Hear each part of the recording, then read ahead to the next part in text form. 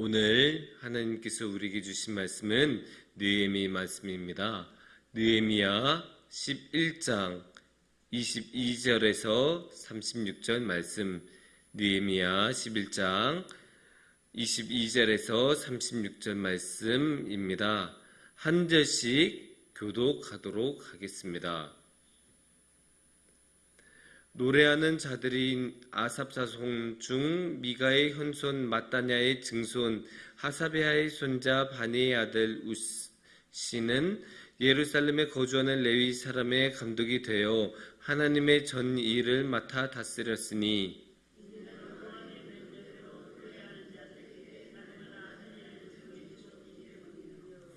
유다의 아들 세라의 자손 곧 무세사발의 아들 브다히야는 왕의 수하에서 백성의 일을 다스렸느니라.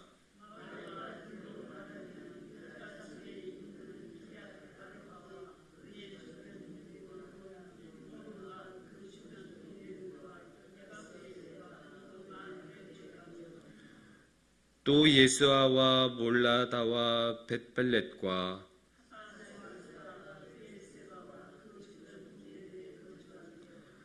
또 시글락과 무구나와 그 주변 동네들에 거주하며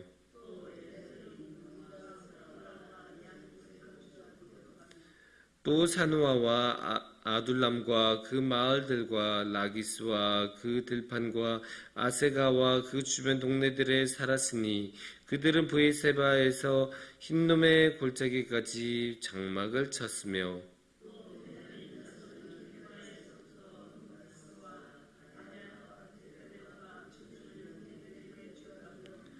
아나돗과 눕과 아나냐와 하딧과 스부임과 느발랏과 다 함께 봉독하겠습니다. 유다에 있던 레위 사람의 일부는 베냐민과 함께 합하였느니라.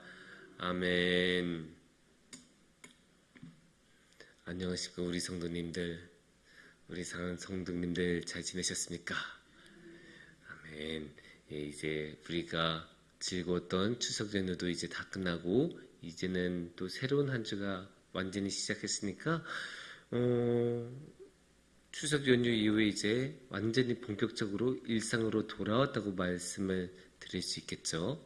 근데 이렇게 일상으로 돌아온 게 좀 어색하게 느껴질 수 있어요. 이게 우리가 항상 해오던 것들 있잖아요. 이제 하루가 시작하면 뭐 예배드리고 기도하고 뭐 그렇게 이제 항상 이제 하루가 흘러갈 텐데, 그렇게 흘러가던 하루가 추석 연휴 때문에 한번 살짝 어긋나거나 일시정지를 하거나 쉬거나 그런 경우가 많잖아요. 아무래도 추석 연휴에는 손님도 오고 친척도 오고 아니면 친척을 보러 가고 그런 식으로 하다 보니까 그렇게 잠시 이제 쉬게 되는데, 그렇게 쉬었다가 다시 시작하려면 그게 그렇게 힘들어요.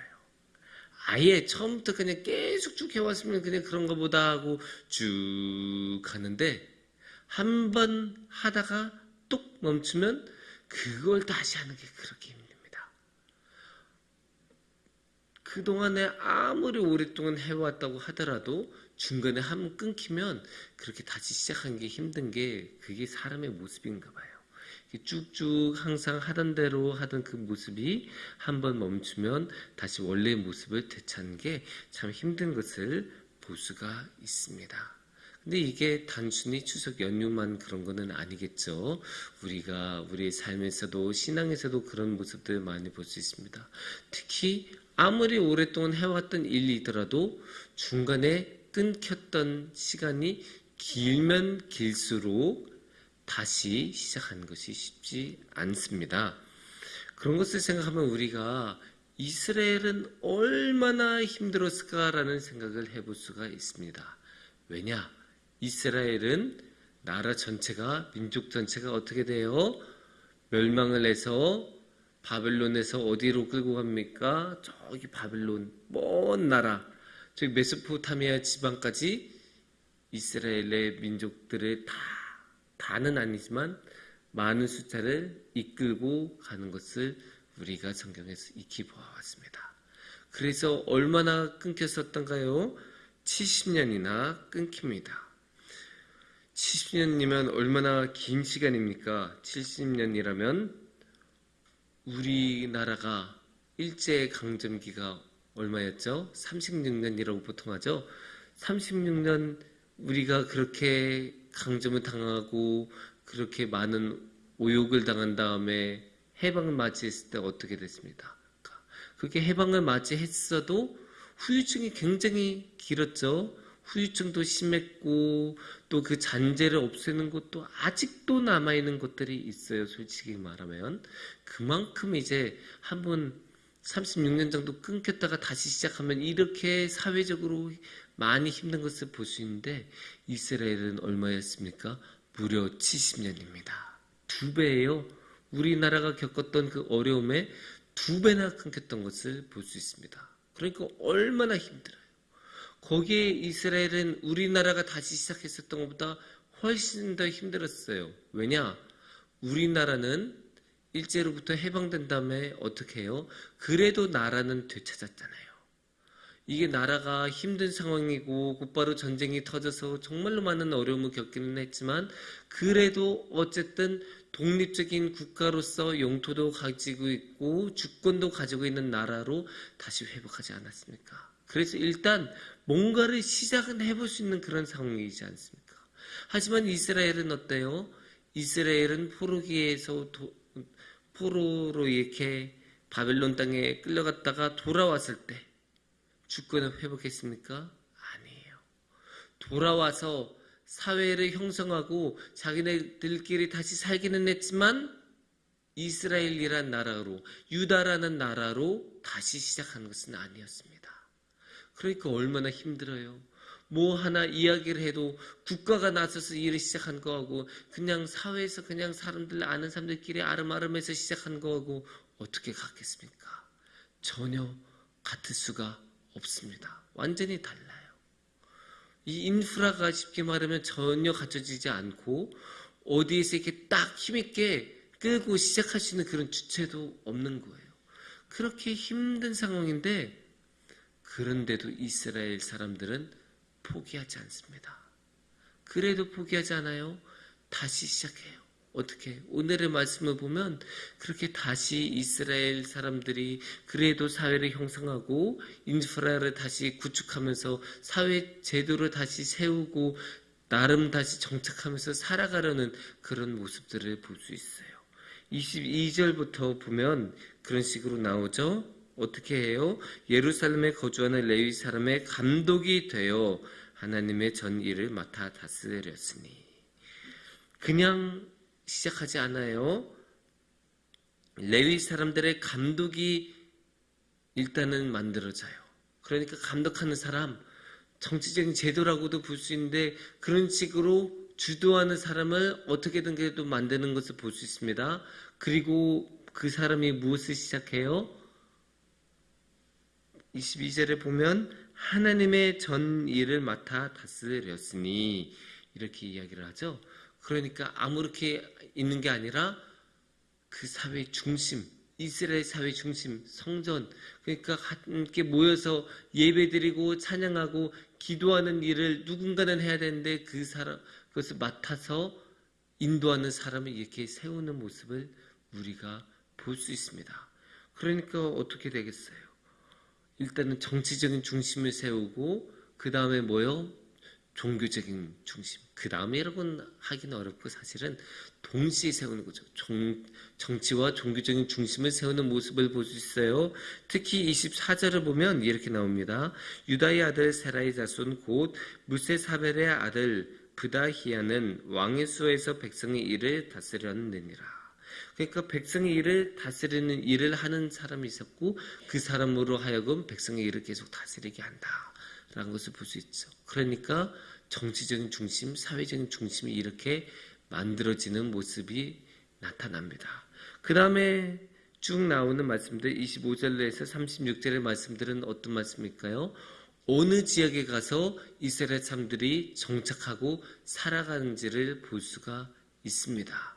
그러니까 그냥 마음대로 흩어져서 산 게 아니라 정말로 그 지역에 정착해서 그곳에서 사회를 이루고 마을을 이루면서 쭉쭉 다시 살아간다는 것을 볼 수 있어요.